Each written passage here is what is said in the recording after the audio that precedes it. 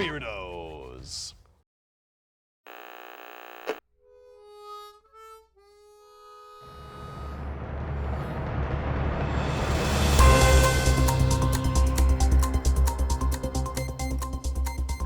So, Mr. James Ryder, Hello, thank you for having me. nice to have you back.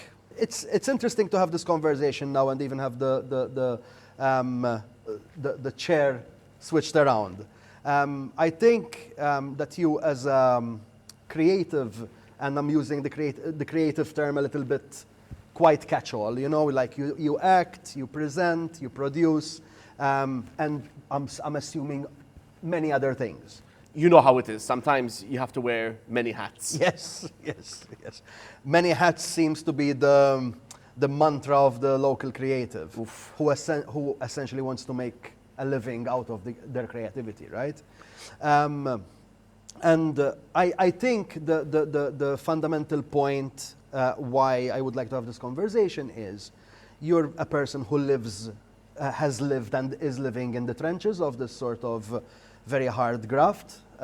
We do collectively, be it if you're a musician, if you are like a person who draws or paints, a visual communicator, everyone tries to keep as much soul as possible without Losing themselves a bit too much in the machine, as we say. Yes, but that tension, I think, is both important. Like, if you want to live as a creative, you need to understand which are the right trade-offs, right? And I think a person like yourself, who has been hopefully straddling that balance that you mentioned the word tightrope, probably has a lot to say. So let's start from the beginning. How did you end up where you are right now? So essentially, I mean, I have been working in the creative area, so to speak, since I was about 19. Okay. And I had started the stand-up comedy circuit. So before the first agency and the first comedy club was launched, there wasn't really anything in regards to local stand-up and local stand-up comedians. And nowadays, luckily, there's like a growing scene. Yes. Being taken care of by some extremely talented people. Then eventually, I spent some time in Japan, and I took up an internship. I was performing with the Tokyo Comedy Store, and all of a sudden, the track I had kind of got derailed by a certain sneaky virus that ended up shutting down the entire fucking world. It's a good excuse, that one. So then I thought to myself, rather than just day drink, I thought I could day drink, but also the types of jokes I have planned, let me put them out online. And the feedback I will get from that will be used for my comedy. So to me, the online videos weren't to put out online. It was simply to extract its feedback towards my stand-up. And then suddenly, I downloaded this app, TikTok, because it had an easy editing interface and all that. And then after a few weeks of me uploading some videos on Facebook, I went through the TikTok account and I went on my profile and suddenly realized that it gained a rather large following. And I kept at it, suddenly focusing a bit more on TikTok until it was at 5,000 followers, 10, 20, 30, 40. And then at that point, again, this is all stuff that kind of just happened naturally by itself. I got contacted by, I think my very first call out for a commercial was BOV. Okay. To cameo in one of their commercials. And eventually, I had more and more companies calling me up to either cameo, but to more so make content for them. The times they went well were the times when they said, listen, do your thing and find some way to integrate the brand in the product. This is where the tightrope comes in of between keeping an honest voice and full-blown commercialism. The times where it wouldn't go too well would be when there is a very specific content plan, and they would want me to take part in it. Suddenly, what's happening? Suddenly, this isn't like a commercial where I'm reading someone else's script. This is usually a content plan that's based on many months. And I'm still uploading my own stuff. The sudden contrast between me being, classic Ryder doing my own thing, and then suddenly I'm James Ryder for this ketchup bottle. Yes. The numbers aren't going to go too well. Yeah. It's too shoehorned, kind of. It's too shoehorned. So I guess, and correct, I don't want to put words in your mouth, but maybe to make sure that we're understanding each other. Like, the correct way of implementing something like a branded sort of like comedy voice like yourself is for the brand to like your brand of comedy and make sure that the product and your comedy go together. Not like you because you've got the followers, then okay, please sell these paper clips. Exactly. Sometimes they would want, sometimes the only thing they want to integrate is my face and name. Yes. And they would want to leave some other parts out. Yes. When that happens, what's going to happen? You're going to get half a successful product. Why? Because you intentionally left the other half out. It's designed by committee suddenly, right? Exactly. Suddenly it's designed by committee, and it doesn't tend to work too well. Yes. It's interesting to me that, like in that very short period of time, you managed to give quite a very good view of how you got to the point. And there are very interesting things I would like to spend time on, if that's okay with you. Especially like why Japan, how long in Japan, and how was Japan? No, Japan, it was obviously lovely. And I decided to go because it was something I had been wanting to do for a very long time. I thought, I'm 23, fuck it, packed my bags, left. And I did as much as I could to kind of be a yes man over there. So as I had shown you in the picture, which I can send to you later, I accidentally ended up fighting sumo in like a sumo ring, and then I just ended up at this house party by who's nowadays a friend of mine. He's an attorney there, and this woman had come in, and she was like, "Hey, are you any good when it comes to like marketing for movies?" And I said yes. So then at that point it was just learning as I go. Of course. And then eventually I was offered like this really short internship. It was about a month, and then I was offered like a full-fledged, full-time job. And the job was? The job was project manager for this new marketing agency that was based in Tokyo. Okay. But anyway, then some stuff happened. Had to come back. Sure. But yeah, overall, that was the. How was the culture? Like, if you had to compare, like, the difference in culture, because I'm assuming there's a difference in culture, right? The thing is, a lot of people had prepped me for culture shock.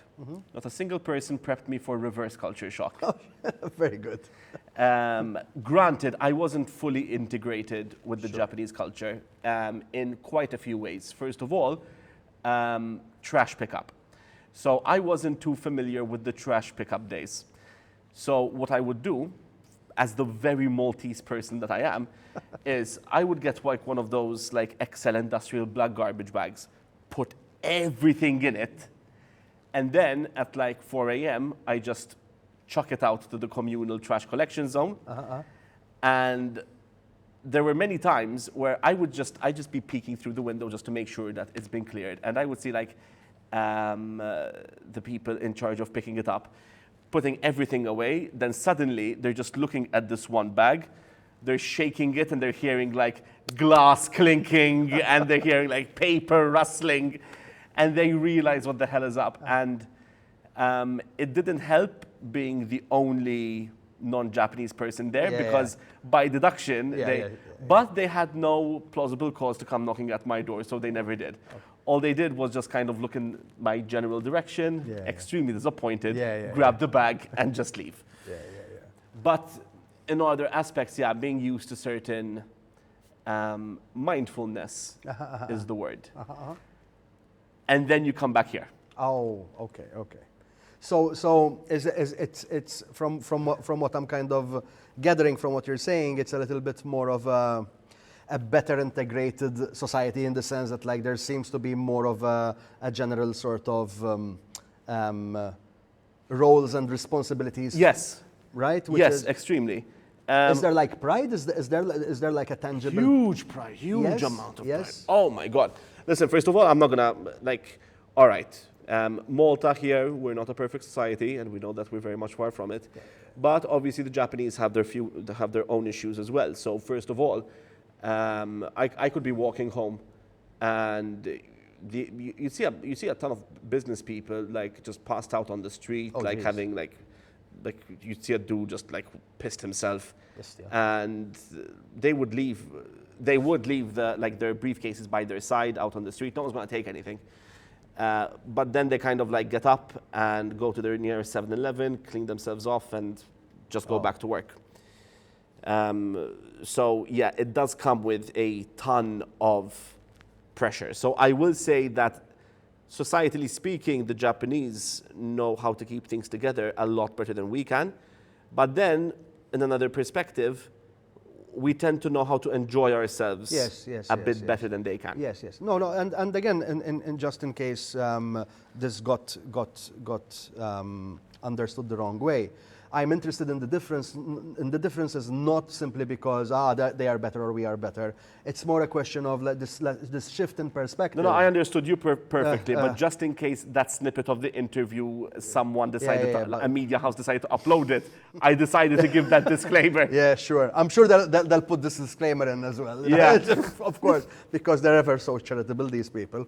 But no, that shift in perspective and the fact that you made yourself open to this, well, essentially a big unknown spot, put yourself in opportunities way kind of thing. It's a hard graft, and you need a set of cojones, so to speak. I'd say more than cojones. I mean, here's the thing. I heavily believe in the power of networking.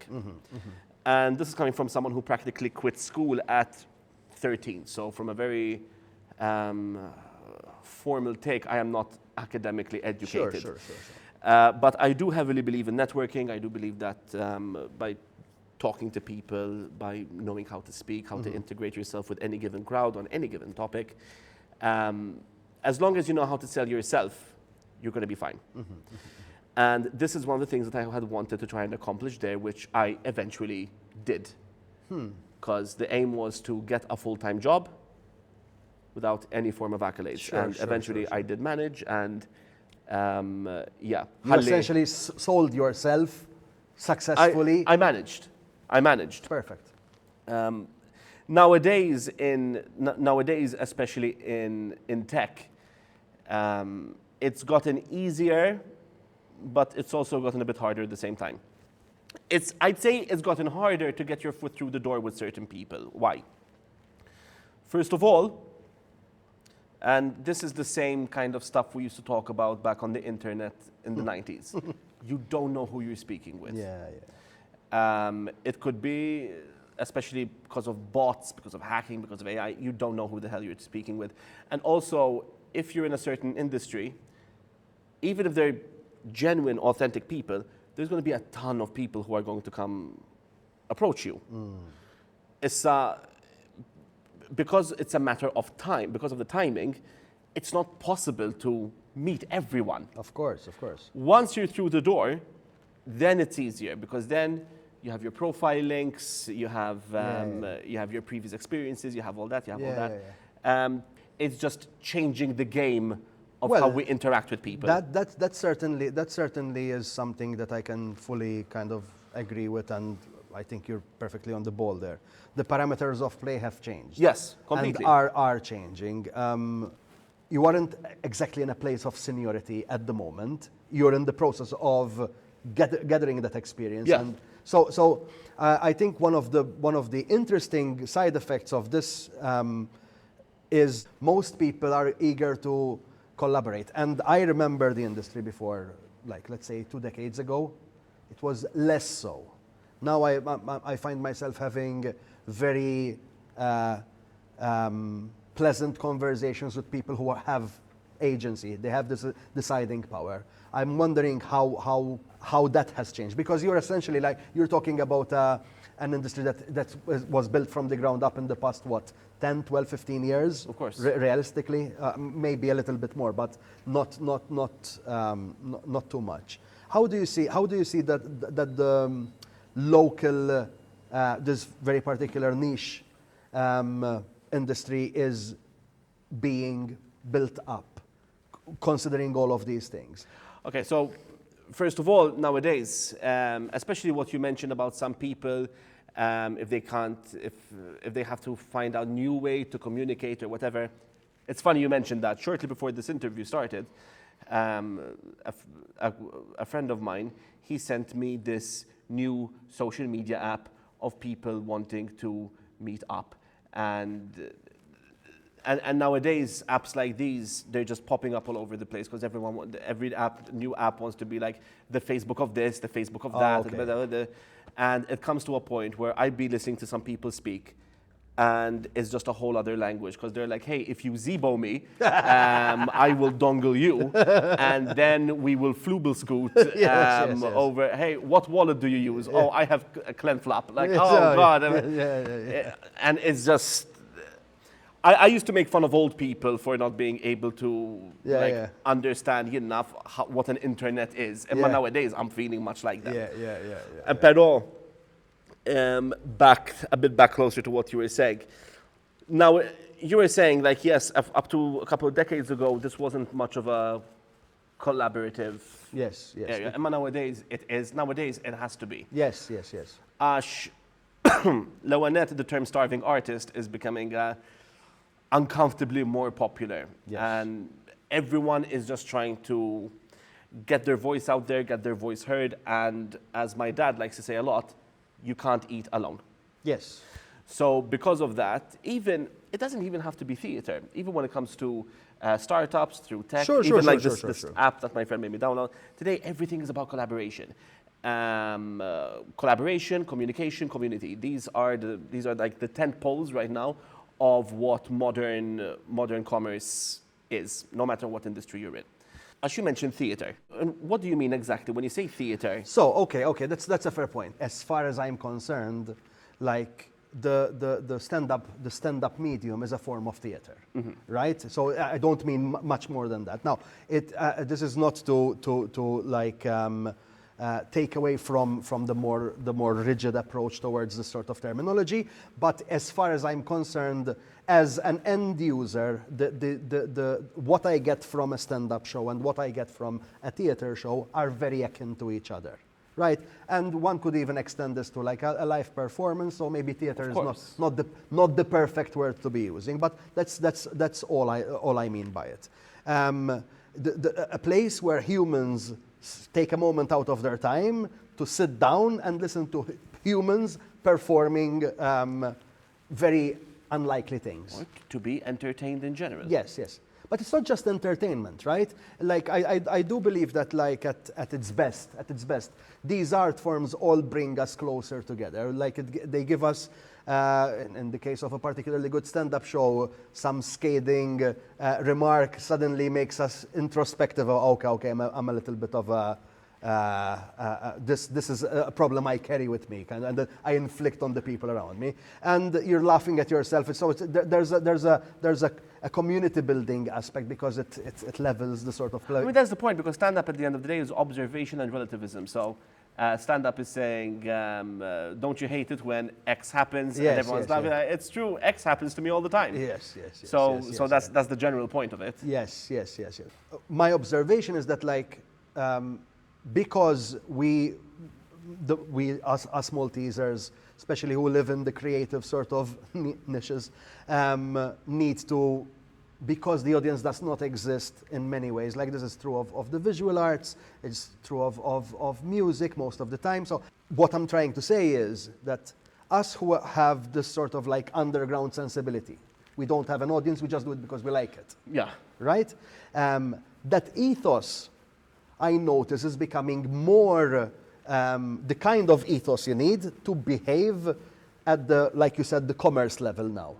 So suddenly that what was very much like a niche thing of like a couple of idiots with a case of beer and just like having fun throwing all the apparatus in a van and just going playing a gig kind of thing. Suddenly that ethic becomes the ethic you need to survive as a business, as an entrepreneur. Yes, because the thing is the underground. When you talk about an underground mentality, and like you said, they do it because they enjoy it. The underground mentality, it tends to have somewhat of an audience, just because there's love put into it. Yes, I mean, that's as much as I can put it. And then when it goes to, and you have to take that in when it goes to the commercialism side. Yes. Because ultimately, you need to use that to sell a product and or service. Yes.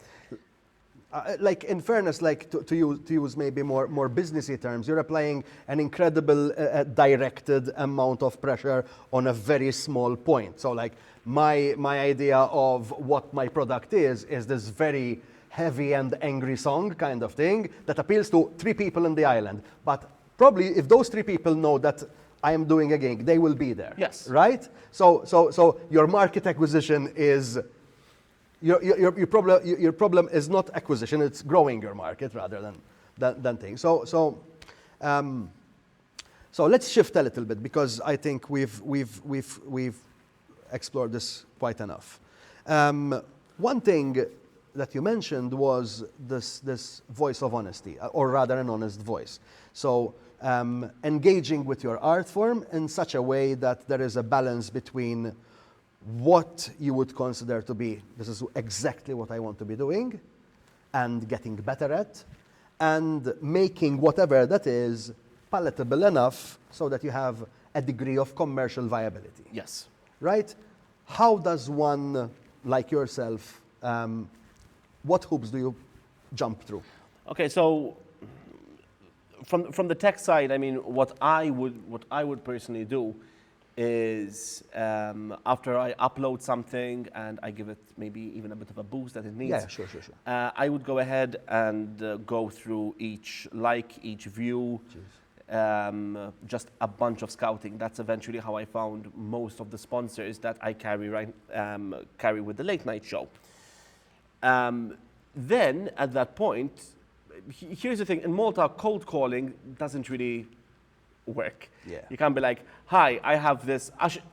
Here's the thing: imagine, if you're going to sell a product for a show, the client, the potential client, would want, obviously, for the show to be popular. Yes. Now, imagine you go ahead and call and say, hi, I'm James Ryder with this really popular show, the Late Night Show, and they haven't heard of it. Yeah. The what now? The one, no, the late night. So you kind of have to, like you said, if your product is this heavy guitar that only attracts 3 people, and you're going to do a gig, you know that potentially you're going to sell 3 tickets. Yes. And it's going to be to those 3. Ian, personally, I have about 3 or 4 sponsors for the Late Night Show. And ultimately, they were found with the same venues. It was a small audience, but I went through each and every one, and eventually got myself into a partnership with them. Okay. And Meg, there's no such thing as a cold call. Yes. And Meg, you call up, hi, I'm James Ryder of the Late Night Show. I just saw that. Great episode. Yes. Thank you. So you literally, let me see if I'm understanding correctly, you literally go through people who are engaging with your stuff and say, oh, this person might be interesting. Yes. Let me send a thing. So you're doing, it's an actual, like, it's work. It's like you spend the time, understand who the people who like you are, and okay, maybe I can collaborate with this person. That's very good. Very good. Absolutely. It's something else I was trying to do. There's this, I don't know if I can mention names. Yeah, mention names, go. Okay. I had this little project with Hard Rock Cafe. And the aim was that for 7 days, each and every day, I was contacting all 220 Hard Rock Instagram pages from around the world. Jesus. Each and every day. Well, first it only took like half an hour each day because it's copy paste. Yes. Paste enter, paste enter, paste enter, paste enter. I ultimately got about 30 Hard Rocks to follow me from around the world. One of the 220 hard rocks was reporting me for harassment, and I got my account locked, and I just got to I'm finally growing up on my followers. I'm not going to risk that, so fuck that. I shut it down. But ultimately, yes, this is the new way to sell yourself, not through cold call. It's the new cold calling. Let's put it this way. You just got to go through your engagements. You just have to see who likes you. Yeah, fair enough. Like the fact that you're vetting the engagement level seems to me like that only makes sense, right? Because if they pressed like, the chances of remembering that they did press like or like share or whatever kind of thing, it means that you have like, even if it's like, you're kind of validating them, right? At Absolutely. the same time, which is a good thing. At the back of my mind, I keep being reminded of the thing you said. You left school very early.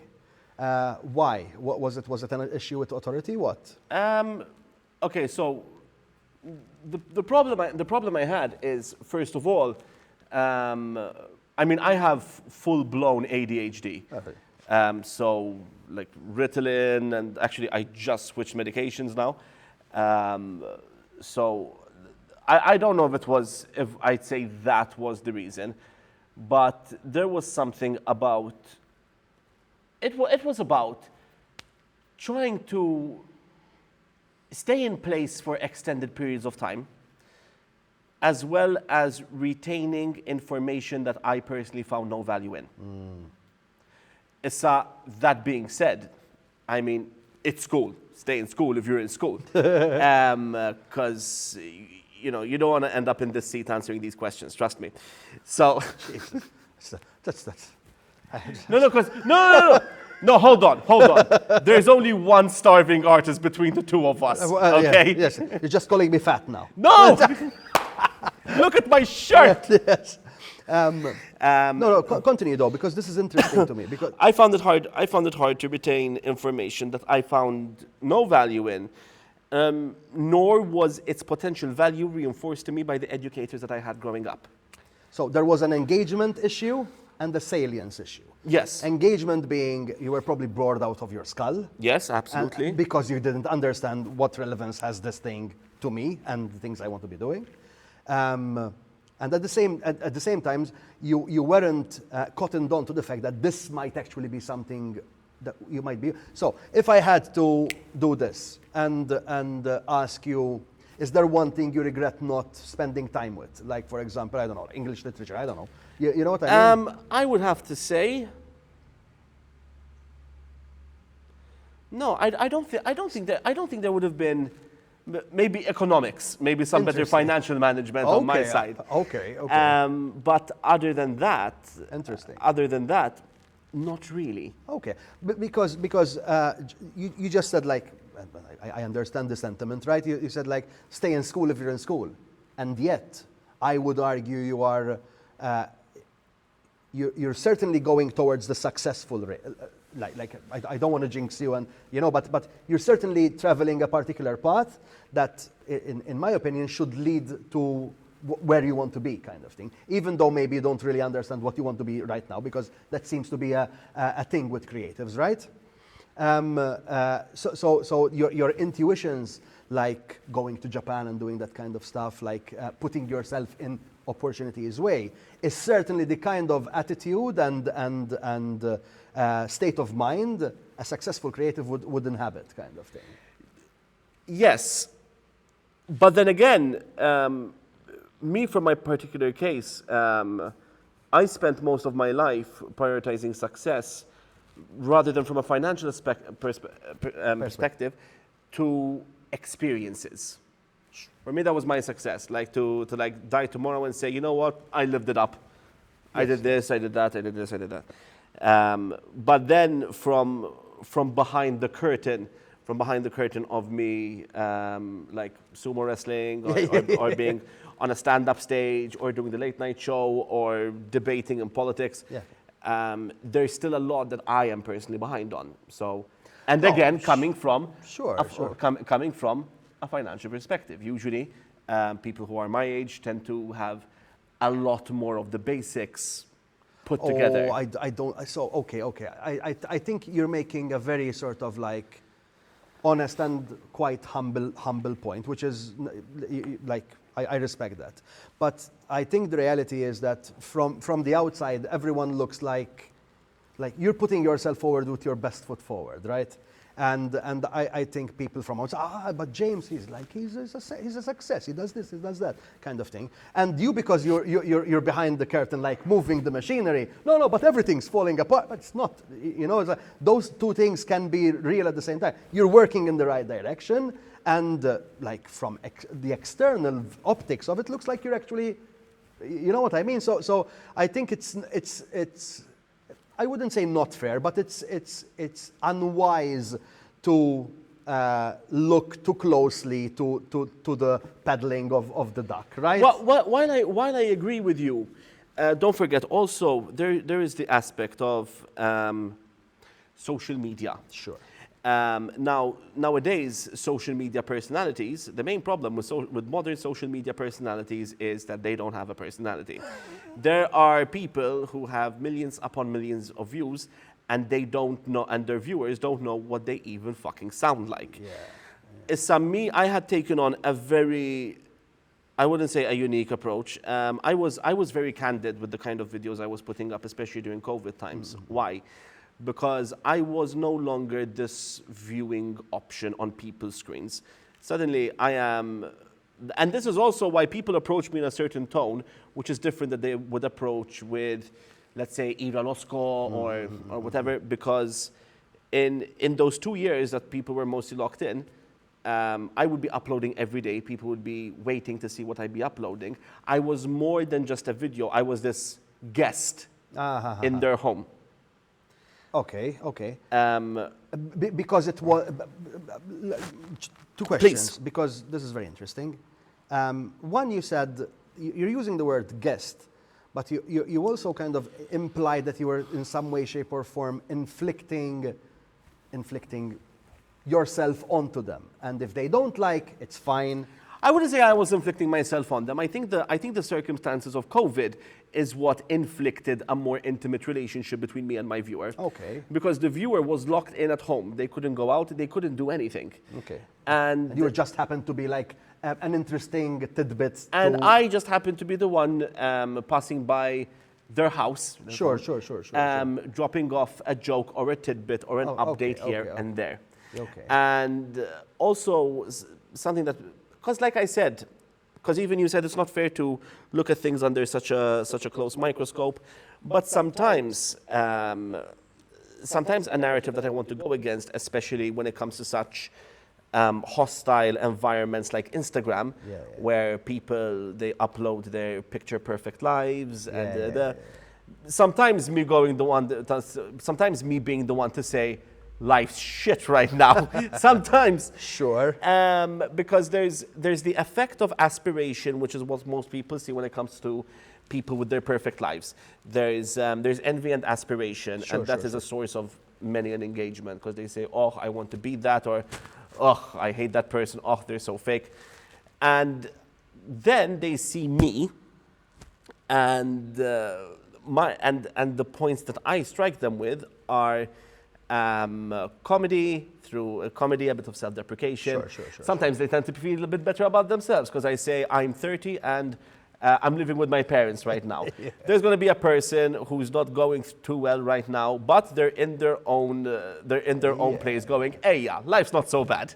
Yeah, that's. I think that sensibility has two things to it, as far as I'm concerned. It has the introspection of a person who wants to make their world better, right? They want to, no, I can do this better. I want this to be better. But at the same time, there's also like this sort of almost like businessman-y, like branding sensibility that says, no, if I put myself a little bit down, I will cut above or cut through exactly. Right? Exactly. So just to close the loop, you're turning the bug into a feature. And that's exactly what I would argue a switched on creative should do. James, I think this was a very interesting conversation. If you've got anything in particular that you want to push or like make people aware of, all three people who are watching, please go ahead. To be honest, not much. Be sure to follow me on socials. I'm always up to something, so hang around if you want to see what's coming next. Cool. One last thing is, are we going to see James 2029, you think? I'm not going to say no. But I do need to get back into my normal routine of things. Okay. And if there is Ryder 2029, instead of an emu, I'm going for a bear. And I know at least I have three people here who can source me a bear. Very good. Oh, Jesus, man. Hey, sir, thank you for your time. Thank you for having me. I think this was very good. Beardos.